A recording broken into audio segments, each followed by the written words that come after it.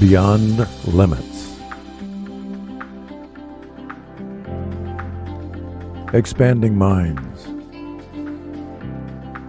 Opening hearts. Connecting into what oneness. are we going through as a world? And right now, I have never seen more confusion, more division, and the world is in a place like I've never seen it. And so I thought we could talk about how do you navigate going through times like this?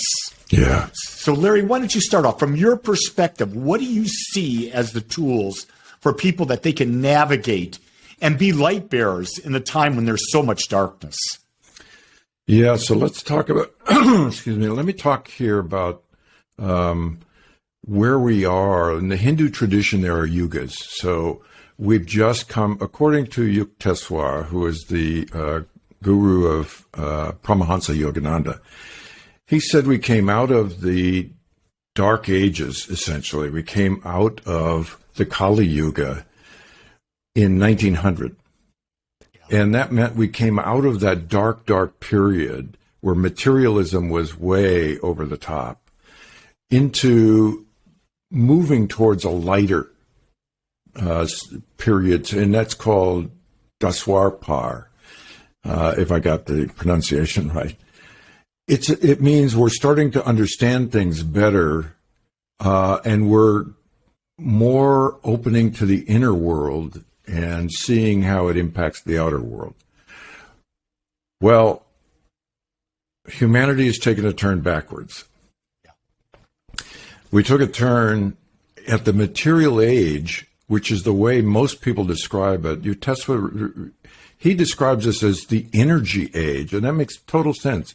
In 1894, he said, we are entering the age in which instead of matter being predominant, energy is predominant, and energy moves into form. And we understand that from Science of Mind, and that's where Ernest Holmes was in the early 1900s as well. So in this period in time, we should be moving towards the power of spirit within and how it creates in the world. And what's happened is we moved into the energy period, but we didn't bring the ego structure along for the ride, so to speak. And so what's happened is the ego has gotten corrupted. It has gotten backwards in the way it looks at things. It's become self-centered. And so where we are now is we have to understand,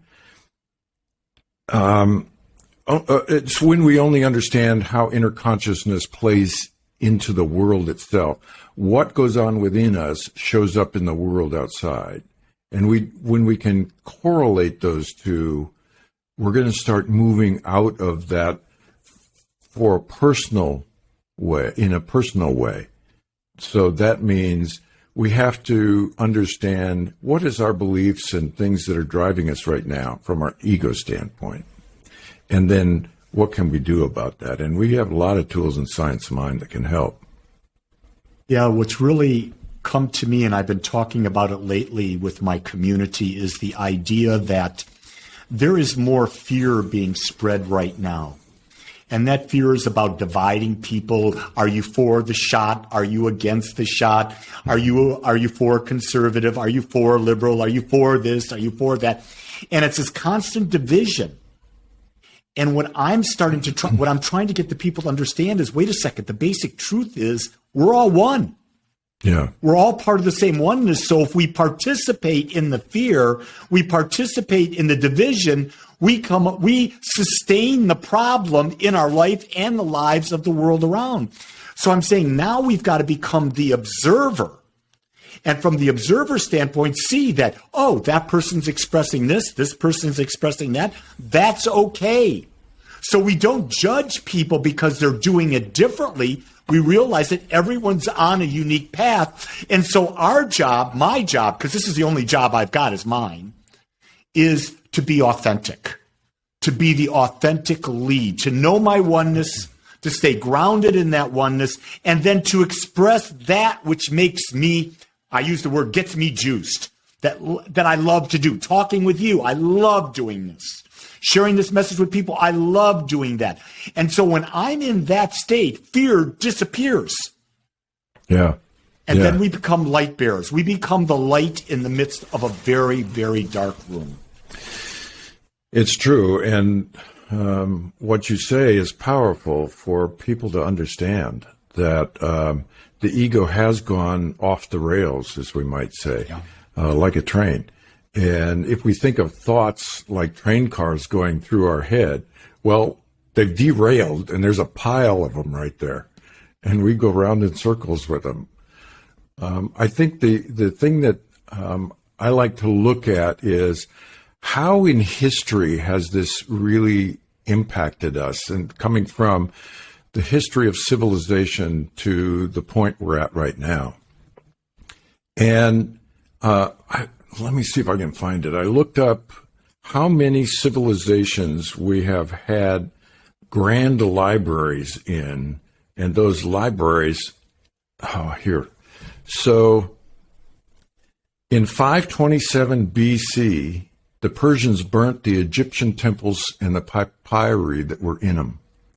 In 490 BC, the Persians destroyed the literary works of Athens. In 330 BC, Alexander the Great in Persepolis destroyed 12,000 of the Magi volumes. 12,000. In 214 BC, Chinese Emperor Qin Shi Huang Haiti has all the books in China burned.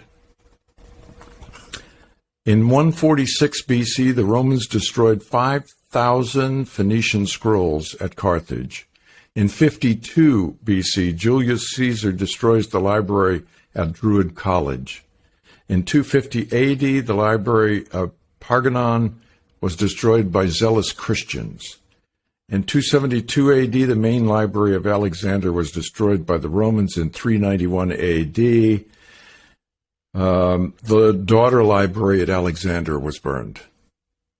Now, can you imagine all the knowledge that has gone up in smoke of all the civilizations before that were in 527 BC? They were just entering a period of the Dark Ages. So what came before? Yeah. Must have been quite amazing, right? Because that's the tail end of the period we're entering. Yeah. So the world is consumed right now by the head and lost the heart. One of the things that I like to say is that we have to get outside of ourselves and start looking at the world from a point of compassion, from a point of selflessness, and doing work that helps everybody, because when we get outside of ourselves, we don't have all those dark thoughts that are passing through, and then we dwell on them and we go, oh my God, poor me, and all the other stuff that happens. Yeah. And you know what's so fascinating is at Agape, I have Agape gatherings on Wednesday, 1:30 in the afternoon, one at 7 p.m. And they're small groups, 8 to 15 people. And what I'm finding, it reminds me of the stories when the Christians had to go underground to meet for fear of being persecuted to hold a higher vibration. Yeah. And what I'm finding is that when I'm in these groups with these people, they feel so safe that they're willing to open up, share their fears, and then we cast the light upon the fears so that the fears can be dissolved, so that they can more freely move through life. And I think that's necessary right now. But people are so afraid, and you and I were talking about this. Both of us had in-person services on Sunday, and people were afraid to show up. Yeah. Yeah. And the best thing I think you can do is be with people that are vibrating a light, that see the awareness, that are the awareness. Yeah. I'm not telling people to be reckless. Don't get me wrong. Right. Do what you feel is necessary. But don't buy into all the fear. Well, here's the thing is if all you do is listen to the world outside and listen to the chatter of your mind, you're going to be, first of all, confused, because your mind is going to want to say one thing, and it's going to tend to listen to what's going on outside and try to buy into what's outside, because we all love the approval of the outer world. Yep. And when we do that, it starts to confuse us and we're not sure what to do. And then the ego wants to go, well, I'll tell you what to do. Yeah. And it just takes all your past experience and brings it right to the surface and says, here's what you need to do. And so you go repeat the past over and over again. It's that Groundhog Day. And boy, do we need to get out of this Groundhog Day, because it is massacring the world in ways that we never even believed were possible. In the 50s, we believed the world was going to come to an end because of the nuclear bomb, right? Yeah. Duck and cover. That's what I grew up under, duck and cover. Under that chair. Get under your chair. Hover your It'll head. save you. It's going to do something. The wooden desk and the wooden chair is going to save your life. Yeah. And we believed it. That's absolutely. the problem. Absolutely, we believed it. I remember banging my head so many times trying to die. Were you a tall kid like you are tall now? Oh, yeah. Yeah, you banged your head. Way taller than the others. So, yeah. So, Larry, think about what you just said, or what we just talked about, that we believed that if the kids got under their desks, they would be protected from a nuclear bomb. Yeah. And how absolutely ridiculous to even think that that would work. Misinformation has been around for a long time. Yeah, then ask the question, what are we believing today that's absolutely ridiculous? Yeah. So come back to the point of, until we can clear our mind and stop looking outside for the answers, and we can go inside to the place of compassion within ourselves, where we're compassionate with our own life and our own decisions and things, to where we can move into the compassion for the world and understand why some of this is happening, to help other people. But we can't help anybody else. It's like a drowning man trying to save a drowning man. It isn't going to work unless you get out of your head and into your heart. Well, the same thing is, I have had several people call me and want me to do relationship counseling. Mm-hmm. And I just candidly tell them it never doesn't work. Mm-hmm. It never has worked. It never will work. I said, what I will do is work with you individually so that you can rediscover who you are, fall in love with yourself, be authentic, and then now you're available to be loved and to be loving. Mm-hmm. But you see, we're under the thing, we've got to fix the relationship. Well, you can't fix the relationship. Right. You can work with someone and they can remold themselves into their authentic self. And that's where the power is with everyone, is within them. So I don't ever fix anyone. I give them the tools to do themselves. I'm sick of everybody going around saying, I need to be fixed, in essence. Yeah. Everybody is in this game. And of course, it's a $20 billion or something self-fixing. Oh, the self-help game, bud. Yeah, I'm like so tired of that. It has not gotten us anywhere except wound up in our own underwear. And very expensive underwear too.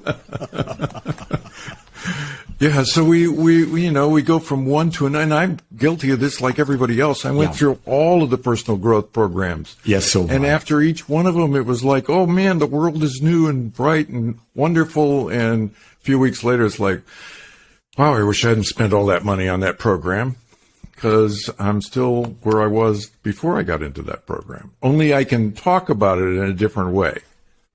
Yeah, you know what's interesting is I'm one of the classes I'm teaching right now is Secrets of the Millionaire Mind.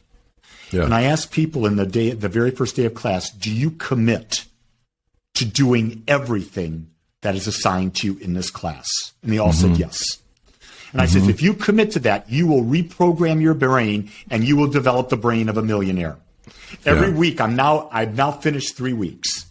Every week I ask the question, did you do this, and this? And I get, I didn't have the time.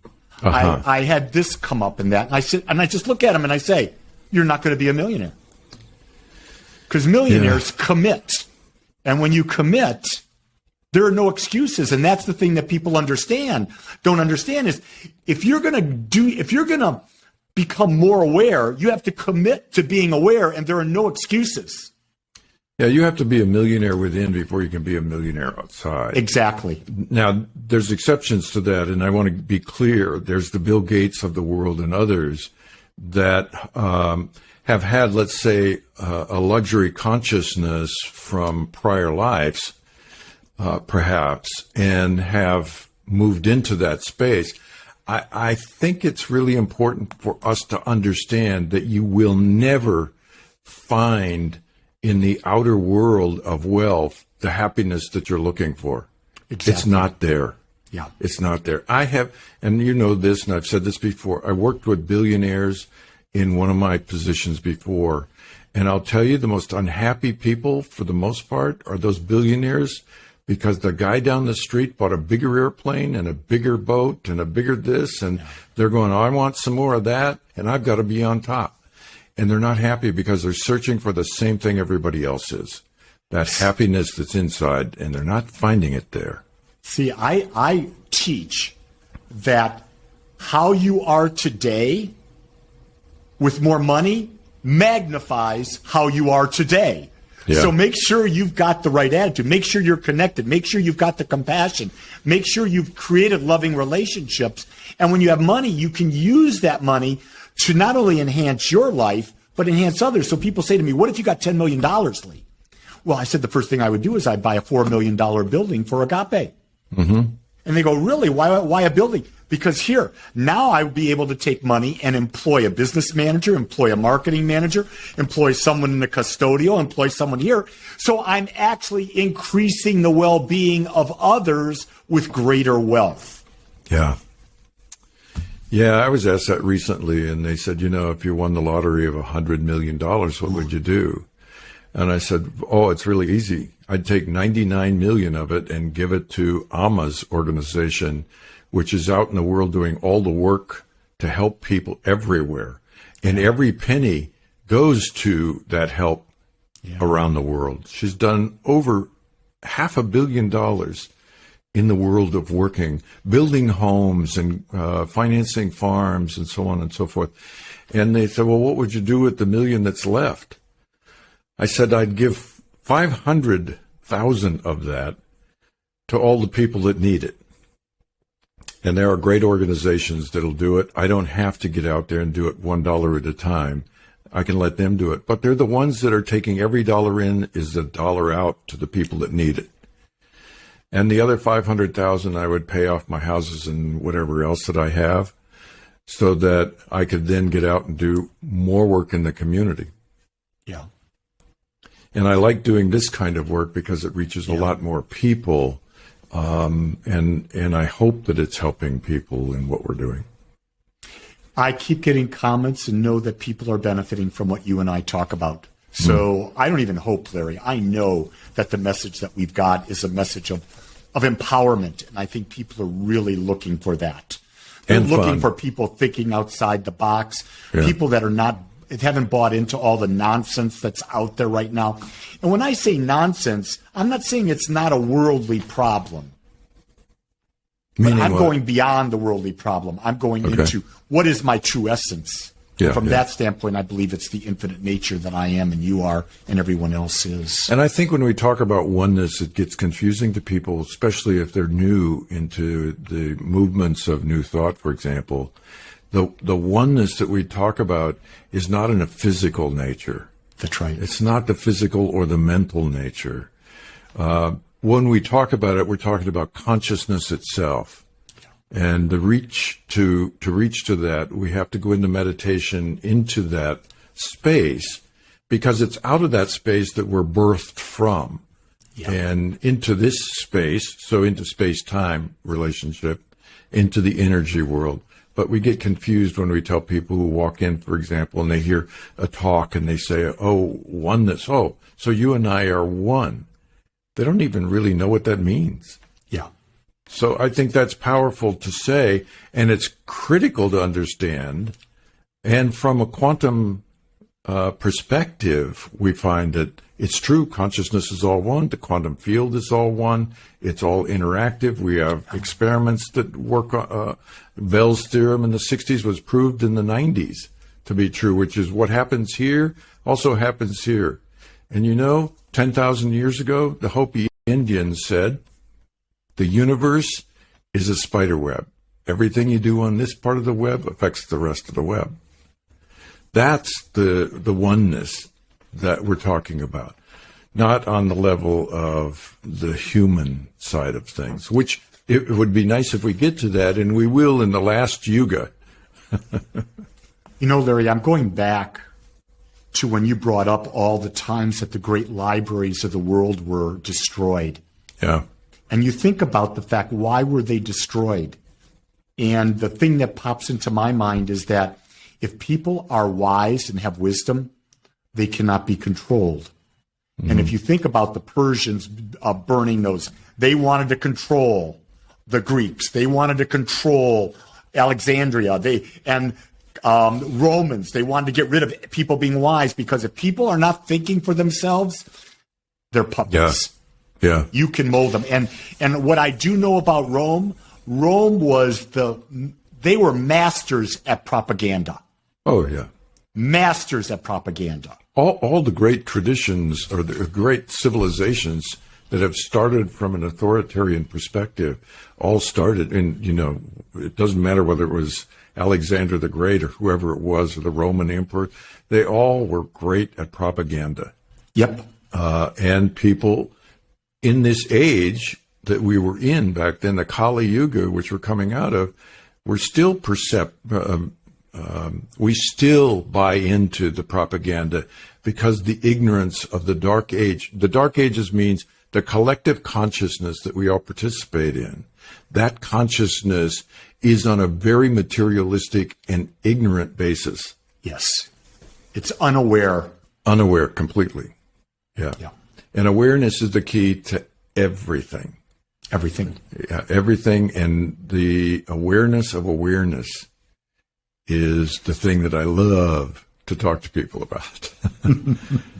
Well, I think we've kind of wound it up here at a good point.